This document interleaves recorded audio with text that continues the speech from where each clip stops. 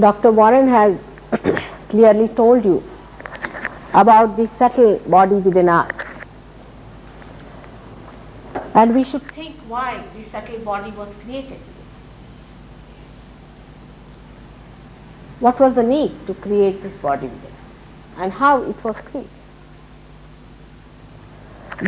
All these centers are the milestones of our evolution.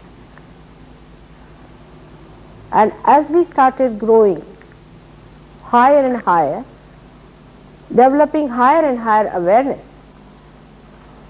we developed all these centers one by one. And at the human level is this center where the man raised his head upward. Still why? What was the need to create a human being?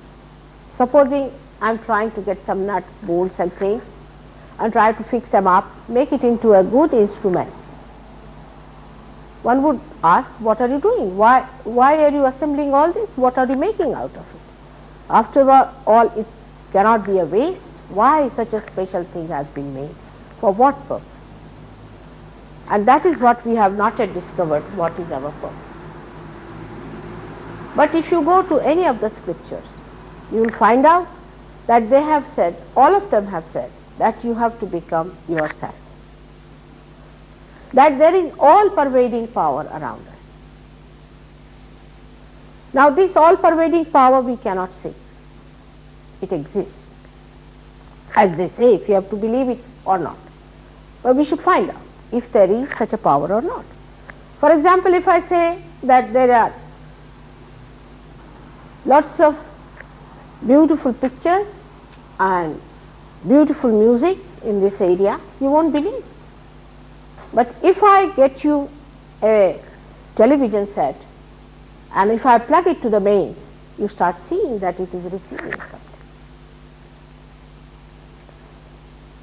In the same way, when you become connected with the whole,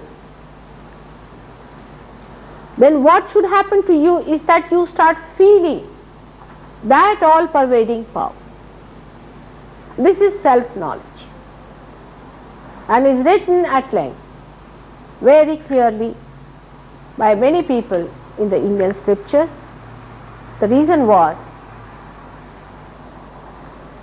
the people who came in the other parts of the world had such a tough time. They were not given any chance to say anything much about it. Hardly they could utter anything, and they were crucified, poisoned, beaten up, tortured, all kinds of problems they were given. So this has to happen within us, that we should feel this all-pervading power. The other day we had two persons from a guru, and they said, how can it be only this cool breeze that is coming in us is something? For a human being to conceive something about God is to go to scriptures which have lasted for all these ages to find out. One of the authorities you can have. Now it is said there is all-pervading power in all the scriptures. Now supposing by going to somebody, he says, I give you power called so-called Shaktipat, and you just start jumping like a mad horse or like a mad monkey, and you say it is Shaktipat, and you have vigorous movements and all kinds of acrobats you fall into, and you believe that this is Shakti, and then by the time it is over you are exhausted and finished. How can that be a Shaktipat? The idea of energy within us is not horse energy, by which a horse can run very fast. That's physical energy we should understand. That's just a prana Shakti. Part of this, just part of this part. It's just the physical energy. Now human beings don't need a horsepower, do they? You have already got big cars here which have tremendous horsepowers. You don't have to become horses now. or bulls or some sort of an animal. Our idea of a Superman is that he will have such powers that he can lift the whole building and throw away somewhere. All such absurd ideas should be given up and should understand that physical well-being, so that you can feel the blessings of your spirit. Blessing word an animal doesn't understand, but the human being must understand that when he gets spiritually endowed and spiritually blessed, then first thing he should have is a physical well-being. That doesn't mean that he becomes a wrestler. That doesn't mean that his body will be so built that if he slaps somebody, the another person will die.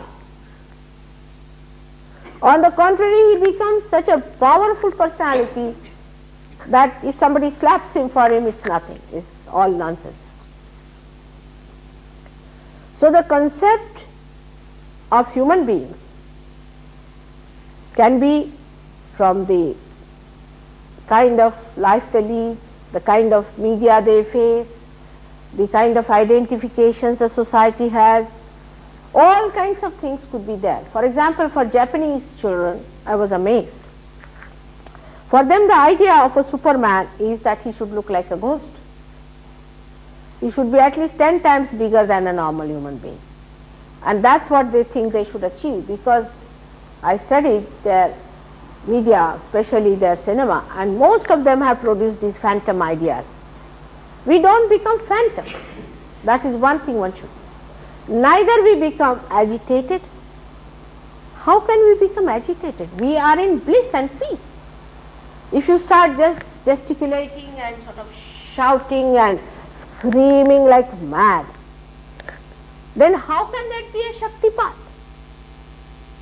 It's madness. You are possessed. It's possession on you. Anywhere you go, anybody who is possessed, you go and see lunatics, they do the same. You pay these people to become lunatics, to believe that they have given you a power, is absurd. Now the power that has going to come to us has to give us a well-being. These people, if you look at them, they are sickly people, they are recluses, they are actually frightened, some of them are even frightened of a garlic, as I say.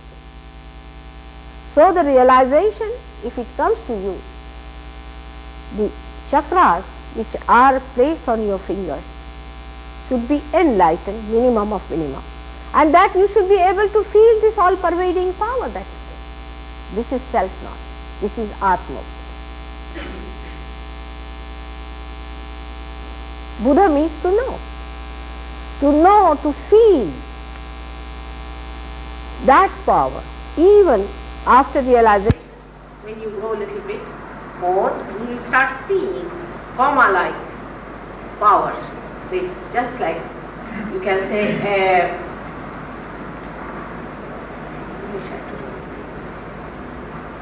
small sparkles of karmas. You can see it clearly.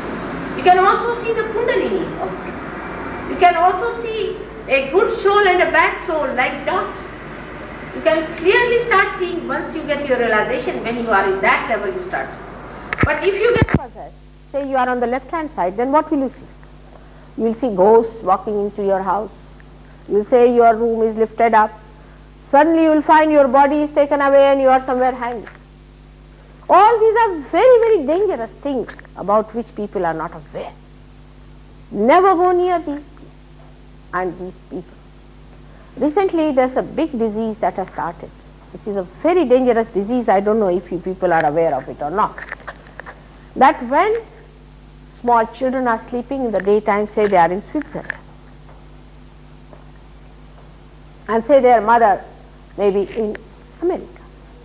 The timings are different. That time it may be the night, here it may be the daytime. And the mother goes to a clairvoyant and says that I would like to speak to my child. All right. So the child is sleeping and this clairvoyant gets a soul around and ask the soul to get the soul of the child. And the mother can hear the voice of the child sitting down here.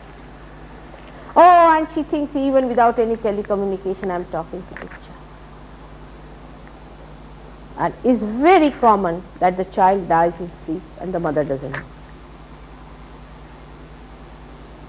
Because the soul has to return, and if does not return properly, if something goes wrong in its return, the child suffers. And also the soul suffers in any case which moves about. Very dangerous to human life. And we go headlong into it and we destroy ourselves. They are very, very cunning people, I tell you. Yesterday those two people who were discussing with me, arguing with me, they told me that their guru thinks very highly of me. And there also people I have heard, they told me that our guru says that you don't go to her because she will only accept you if you are absolutely purified and we have to purify. All this is nonsense. These people are just playing tricks on your mind. The purification takes when the Kundalini rises. She purifies you. Because you come to know about yourself when the Kundalini rises, where is the problem? And once you know the problem, you correct yourself. Kundalini awakening gives you the judgment of your own self. As if you are going in the car and you get out of the car to see what's wrong with the car. It is very simple when the Kundalini rises to correct you. For example, supposing there is a person who smokes too much. I may tell him don't smoke, all that. He'll get tired. Run away. Won't see me again. There is no need to tell you don't smoke. Once you get your self-realization, you won't smoke at all. Little willpower will work it out in the first instant. But even if it doesn't act in the first instant, gradually we'll just drop it out because of transmutation that takes place.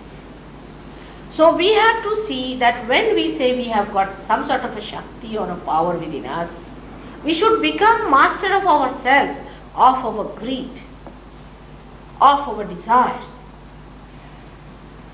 and our aggressive nature. We should become the master of that. Unless and until that happens to us, how should we believe that it is any power?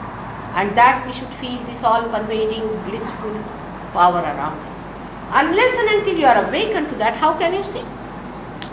Unless and until your eyes are opened, how will you see that? And that awakening is enlightenment. Now you are so beautifully made inside. See, already you are made like that. Already you are made like that. Except that if you have not ruined it, by breaking it completely, you are there.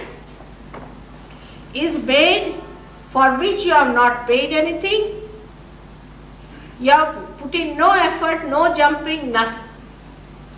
You have become a human being from a monkey without cutting your tails. Automatically, spontaneously. And if you have to become anything higher, you will become spontaneously. The only difference is that at this stage of evolution, you have been given your freedom to choose. Because at a higher level when you move, you have to be free people. And that freedom is to be respected. This is one point. And the second point is that your realization has to take place in your human awareness. You should know. When you became a human being from a monkey state, you never knew how you became. But now you must know. Because you must know that there is God and you must know that His power is flowing. That's why one should understand what we should expect when we get our realization. Of course, as we said, that once you start getting the power within you, once it starts working, then you can learn about it, how you manifest it, how you use it. First, when electricity was discovered, nobody knew that it will have so many uses. But then you discover how many uses it has. But here you don't even have to discover it. If it is told that this has this use, you just try and see for yourself it has or not. It's like you get, say, a car, you purchase a car, and they give you everything in writing. Now try this one. If you press this button, that will happen. If you press that button, that will happen. In the same way, the whole thing is decoded, completely decoded, for you to use this power within you, to maneuver it, to handle it, and to manifest it. We have no self-esteem. If we had self-esteem, we should understand that God has created you with such difficulties, whatever it is. Thousands of years He has taken for you become a human being. And that you must be something special, much higher than animals, no doubt about it, and that it should happen to you. It is He who loves you. It is He who is the Father, is compassion, love, and the greatest Father that you could think of, who wants to share, He wants to give His kingdom to you. Must have that self-esteem that you are a human being. I think somehow, perhaps because of these conditionings you have had, you think, how can we get realization so easily? You can't believe it. You don't want to believe it. You think, how can we be realized so easily? Because everything you do in life, you think you have to struggle.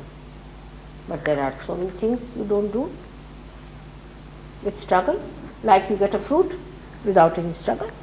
Even if you breathe, all your autonomous nervous system works without any struggle. You eat and the food is digested automatically. You don't have to struggle for it. You don't have to jump or do jogging or anything like that. It just works out. We should understand it is the blessing. It's the blessing. People have become so much science oriented that they have forgotten that science also is a blessing. Science is a blessing now. For example, see this photograph of mine here. I had gone to a village which had no electricity, nothing, and a very old building of a school. I was sitting outside. And the photograph caught on these falling rays. The photograph. Your camera has caught it. I went to Hong Kong on a television, and they asked me, because the person who was owning the television, his daughter, invited me, and she said, "Mother, can we ask people to put their hands towards you like this?" I said, "All right, let's try." And they got realization. So many of them, they wrote letters that we got realization on the television. Even on the telephone, you can give realization. On the telephone, you can say. All this science has created it for Sahajogi and for Sahajogi. It is a blessing to communicate the message. But people are so blind that they think all this has been given to us to make more money and to create more plastics.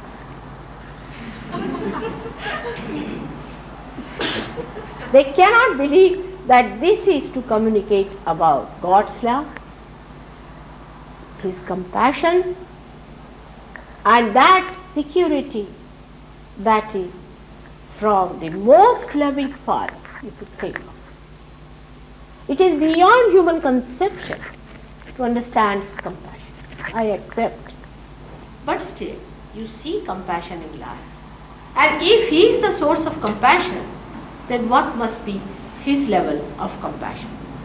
Now, as it is, He has told you all about this quite a lot, and I have also yesterday told you, and he says that I have only one more lecture to cover the whole subject. I don't know what's going to happen, how far I can go with people in New York. I think we may have one more lecture when I come back. One more lecture might be. But today I think I should talk to you about the self, first of all, then about all these things will be a better idea. Now what is the self?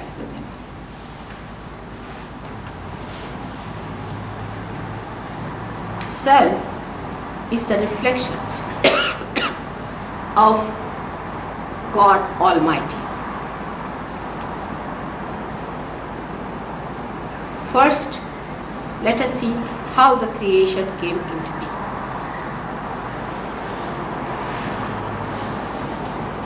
In the beginning or in the end, because there is no beginning and there is no end. Like you cannot say hen came first or the egg or something like that.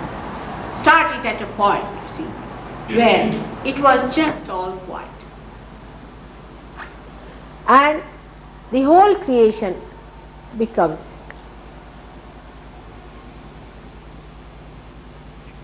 entropy, or we can say it is sleepy. Everything is sleepy. Like we sleep, so the whole world sleeps for us. That is the state as called as Parabrahma in Sanskrit language. It's the first. Now, in the Bible, whatever is written is very telescopic and very fast. To understand it, I am just trying to enlarge it, that wherever are the missing points, you can put them up. Now, the first state is of Parabrahma. Is a state where everything is not manifest. Everything is sleeping. Then this Parabrahma becomes aware of itself, that it awakens as we awaken. Then it starts manifesting. All the awareness, the consciousness of that starts accumulating on the periphery, and the center remains as the subject. The periphery now is the power of that subject. So we have the subject, the God Almighty, is called as Sadashiva, and his power, that is the primordial power, in Sanskrit is called as Adi Shakti, and we call it as Holy Ghost in the Bible. So they separate. I mean, some drawings have to be made, but doesn't matter. Now I'll just tell you in short. And this spectator, this Sadashiva, this God Almighty starts watching his own power. Now we cannot understand the complete concord and complete understanding, complete oneness and integration between these two entities. God Almighty and his power. It's like the sun and his rays, or sunshine, moon and moonlight. But even more than that, nothing can come in between them. They are absolutely in union with each other, and everything works simultaneously. In human relationship, no husband-wife can be like that. It's impossible. Then the spectator, Sadashiva, forces his power, which forms an entity, to create. First, she refuses, and then he gives her in a very poetic way, it's called a lasya, means a nudge. And that gives the first sound, Omkar. That's the first logos, the first sound, the word. That's the word, he says. You create. Then she starts creating. She creates, she divides herself. First of all, she is nothing but the power of desire. Because first it is to be desired. It's the God's desire. She exists as a desire. Unless and until there is desire, nothing can work out. So she is the power of desire, like we have also the power of desire within us. Then from this desire comes the other power, which makes it an act. So the other power of action comes in. These two powers bring forth a system in between themselves, like left and right, which starts giving sustenance to things that are being created. As I told you, that carbon has 4 valencies. It's a tetravalent. I don't know if you people have studied chemistry or not. There's a chemical periodic table, if you see. It's all divided so beautifully, and it is so well arranged that one has to believe that there is a great juggler or a great planner who has done it. Otherwise it's not possible. It's so well arranged. The whole valency system and everything is so well arranged. All this is done by the central part, which gives them the sustenance, the quality that they have. Then the sustenance starts growing till you become a human being, as shown here. In this void, here as carbon, then you move into the void, and here you go through all the evolution, starting from a fish up to the human level, where you become a small man. Once you become the small man, Vamana is called that. First, the man who came on this earth was a small, stretchered man. Then a man came who was Parshurama, a very, very Pasadon, a very large man, huge. Two extremes. And then came the man who was in the center. And the leadership of all these evolutions are done by the incarnation of the aspect which is the evolutionary aspect. So the first aspect she creates is of desire aspect. When the desire dies, the whole thing is destroyed. And the spectator is watching. Spectator has the desire. As long as the spectator is happy, the play goes on. As soon as he doesn't like the spectacle, he disappears. As soon as he disappears, then the whole show is over. Is for that only spectator, the whole show is there. So this power of desire has to be till the end. Once the power of desire is finished, then there is no more show. There's no more spectator, there's no more his power, they all merge together and again become the Parabrahma.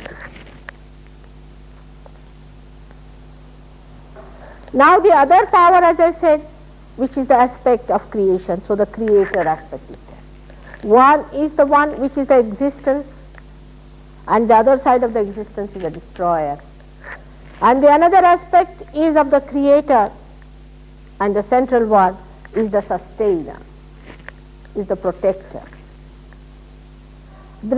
Out of these, this one incarnates only one aspect, because it has to give a quality. And the leadership, for example, when there was a great flood, then he incarnated as a fish, and a dolphin fish. Dolphin. I don't know if you know about dolphin or not, but dolphin is a mammal and is a friend of human beings. So he incarnated as a dolphin fish and saved the boat. As you know, there was a boat in which people were saved.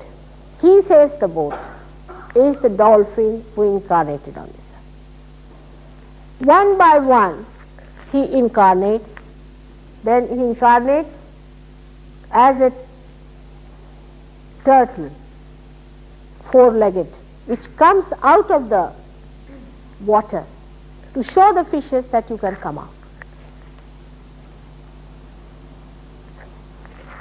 Then gradually he incarnates as a quadruped. Like that, the incarnations, he comes as a leader. Somebody has to give that confidence. One fish comes and takes them out, and others come, they follow them up.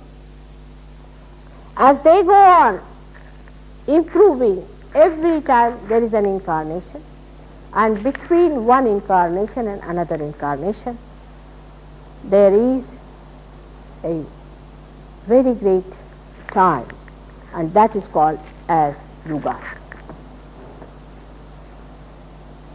Like that, these incarnations come on this earth. Plus the incarnations of the primordial being come in this area, where we can say this is the ocean of illusion, and try to save the people from getting too much to that side or too much to this side, as I told you yesterday. And that time, when they become human beings, then the seekers are born, which are the epitome of human evolution. Now these seekers are engulfed by forces of ignorance, and these ignorance forces also form entities. They can be devilish, because they think, why are we not there, like a competition setting. And they try to retard the progress of the saints. That's why a seeker, when he is born, he is attacked from very childhood. Immediately is attacked. Even the parents may attack a seeker. They may act through the parents. If not the parents, then the society, the schools. They are all the time attacked. The people who are attacking may not be aware of it, but they are used as mediums, and these people are attacked. And with that attack, when they are absolutely in a mess, and they don't know how to save themselves, then another incarnation is specially made. Is the one that manifests here. Who is the desired power of God, but is the destroyer part. Who is born to destroy these evil forces, to kill them. This is 14,000 years back, the first incarnation of this great lady. She is called as Jagadamba, the mother of this world. She comes in here. She says that today is the first day.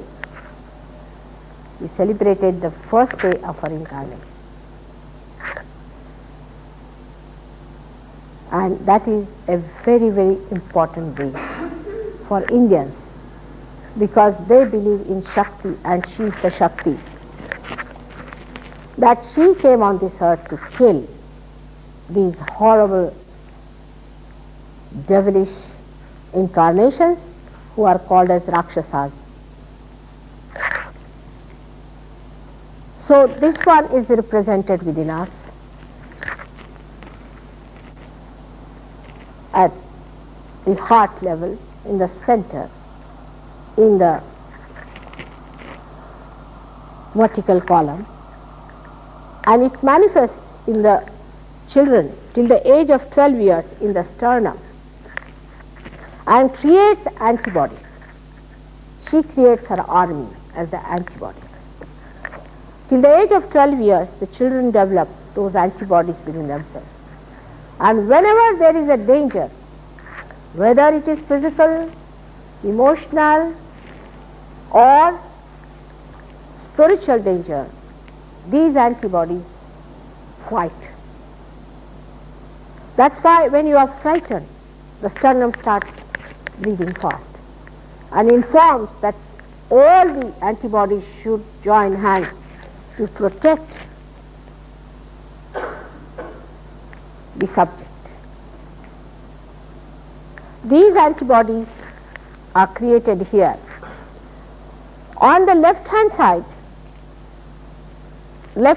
of this is the essence of motherhood.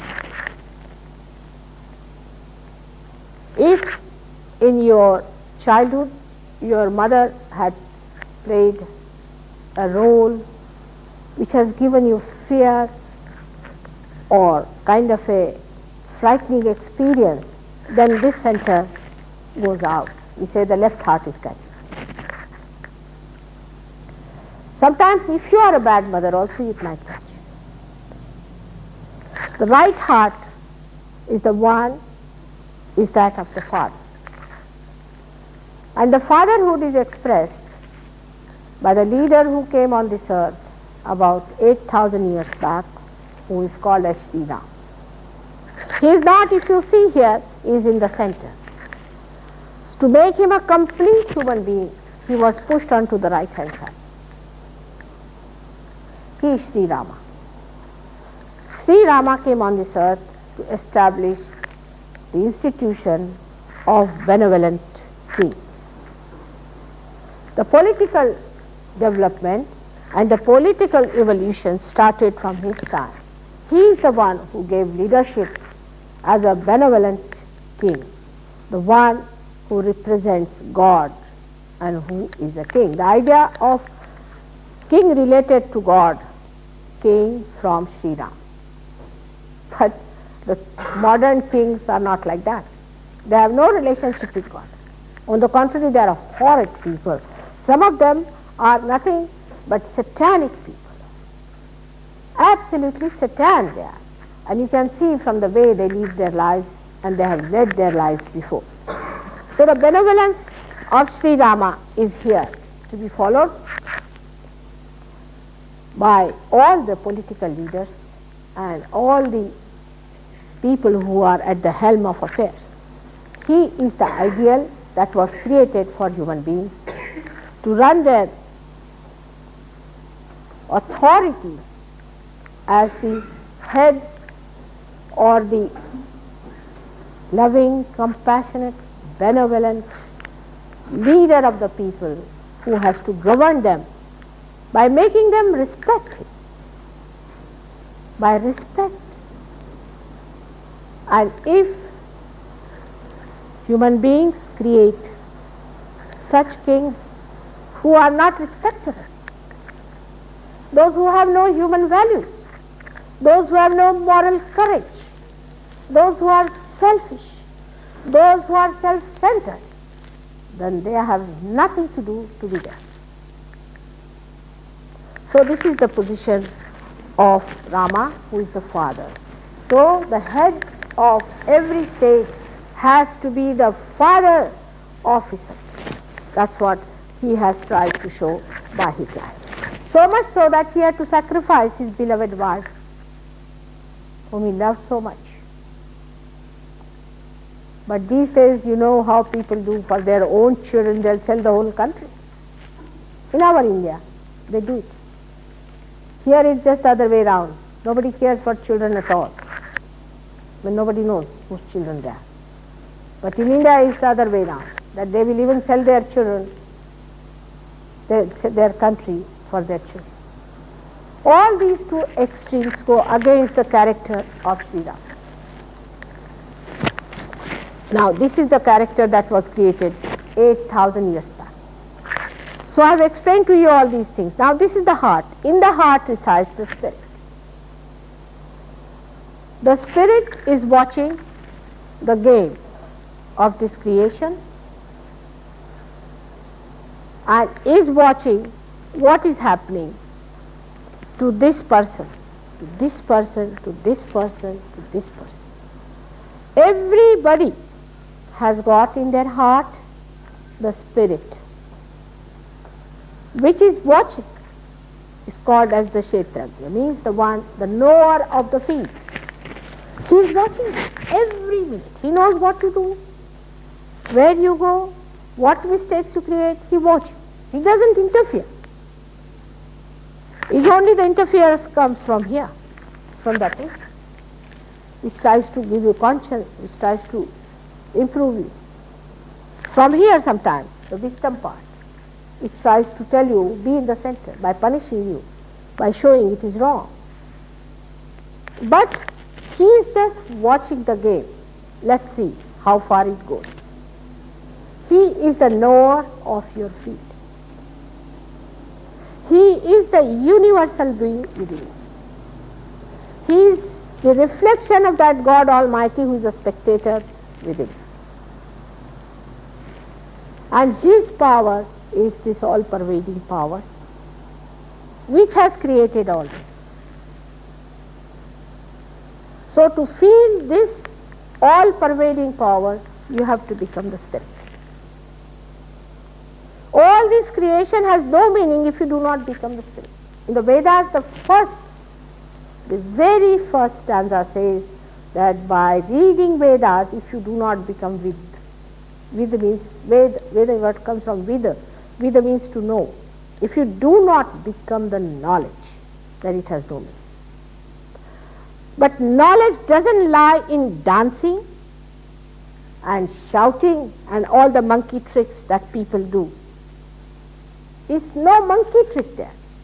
Knowledge is that you become the self, you feel the all-pervading power, and by which you know everything else. That is self-knowledge. And that is what we have to achieve. If you do not want to become your spirit, I am sorry, I have nothing to offer. If you have some other thing in your mind, you can go away from here, but no use arguing. There should be no argument about it. If you don't want to become, I have nothing to say. I have nothing else to offer or to request. I would request you that you become your spirit. Then we'll talk about it. And when you become your spirit, there's a very good book written by Adi Shankaracharya in the 6th century. The one who was the first Shankaracharya. All these, nowadays all of them are horrible ones. One of them is now making a big umbrella of gold studded with diamonds. Imagine. He's a short fellow. I said this umbrella will fall upon him one day. He is trying to compete with Pope. And this Adi Shankaracharya has said that nothing can work it out. Na yoga, na sankhya, all these philosophies are useless.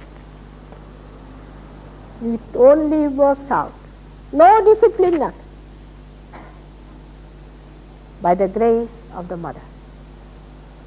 By the grace of the mother, who is the Kundalini herself. She is the primordial Kundalini. Only by awakening of the Kundalini it works out. I mean, it's so clearly given, but you people do not read those books. Today, the name of the goddess, 10 of them are nothing but the different chakras. Where she resides in the Muladhara, she resides in the Swadhisthana, she resides in the Manipura, she resides in the, Hridaya chakra. Then she resides in the Vishuddhi, then into Agya, and then into Sahasrara. All these names are given there. Of course, it was not so clearly said as it is said today because the time was not there to say. But all these things are there, how she rises, how she breaks. All these granthis which are between these two chakras are the granthis, is the knot. It's so clearly given. It's never given that you start jumping like a monkey or you take out your clothes All this nonsense is not there. On the contrary, it is said that this is all possession. You get bhutagrasta, means you get possessed by the dead. It's so clearly given. But people don't read these books. They jump onto people who have come here to show some sort of a mesmerism and accept it. But you are seekers. I would request you, you are seekers. First of all, know that you are seekers. And don't be deluded by these false things. Do not waste your energy on these false things. You become yourself. Of course, it goes without saying that the change, the transformation comes in your awareness, first of all. In your awareness. Not in jumping and on all these nonsensical things. I mean, people think that if you become a stupid fellow, then your awareness has improved, transformed. After all, you are transformed. You see, you are a sane person, you have become stupid, you are transformed in any case. If you become mad, then it is a greater transformation. Mother says all right, transformation, we have become mad. We are sane people, we are landed in lunatic asylum, we are transformed. And also transmutation has taken place. Because now we wear dresses like lunatic people. We behave like lunatic people. Transformation has taken place. It's an ascent of the man. You have to ascend. Your awareness has to ascend and not to descend. It's very easy to descend. To move on to the left or to the right is not the way, but to move here into super consciousness. And that's one thing one should know should happen. That is the first knowledge. That is the thing one has to get. Is to awaken these centers within you, which are represented on your fingers here. 7 of these as shown here. And then to feel this all-pervading power to begin with. Once it has happened, then to know how to discern, how to decode, how to find out, how to improve, how to go further. First of all, get the connection. If your car has not yet started, what are you doing about it? It's so simple and such a common sense. But I don't know how these people have taken over it. The only problem, as I told you before, is this, that God has given you freedom. And that freedom is to be respected. But if you go to these people, you don't ask any questions, you do as others are doing, just like monkeys. You don't even think why they are doing it. I mean, you see that this is so filthy. Like a gentleman who came to me, who went to a guru, and he was absolutely ruined. I said, how could you do it? You are an Indian. Don't you know that this is not to be done? He said, I just went to see it. Just out of curiosity I went there. And then I also started jumping and I got into it. And for 5 years he was in it, he could not know that he was in it.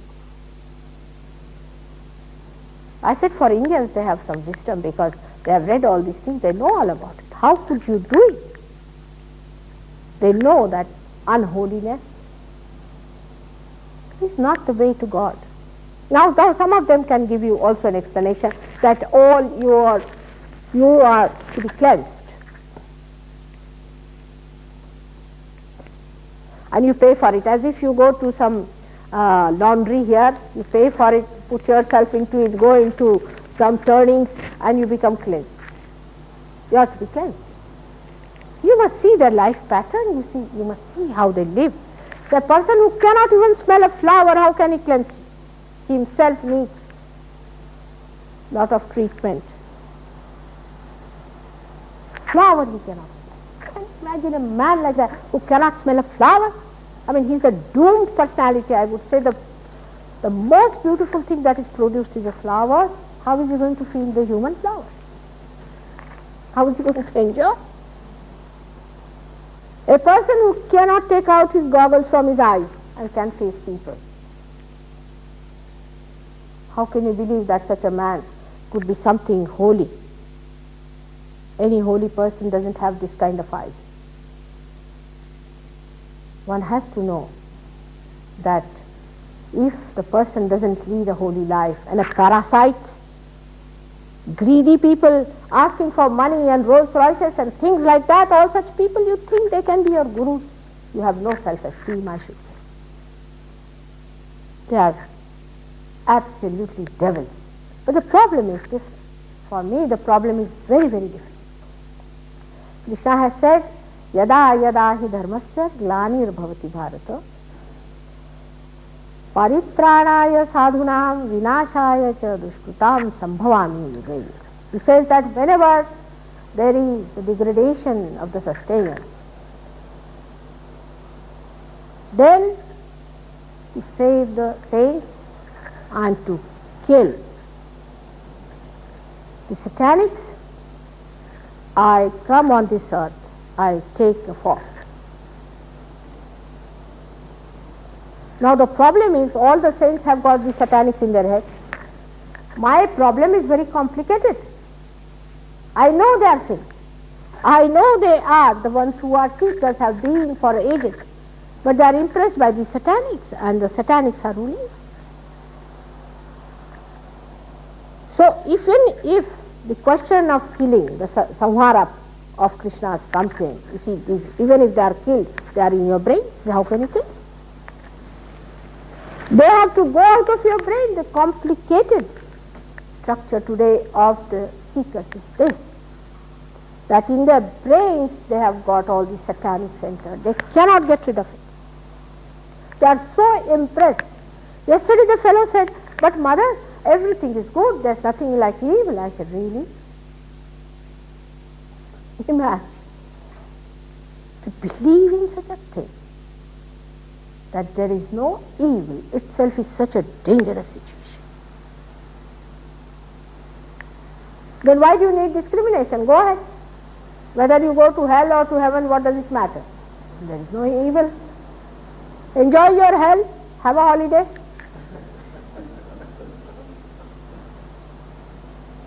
Christ has so many times said about the Satan. Not only, but he said that the Satan tried to tempt him. He has talked of Satan, and still how do you believe that there is no evil? I just can't understand.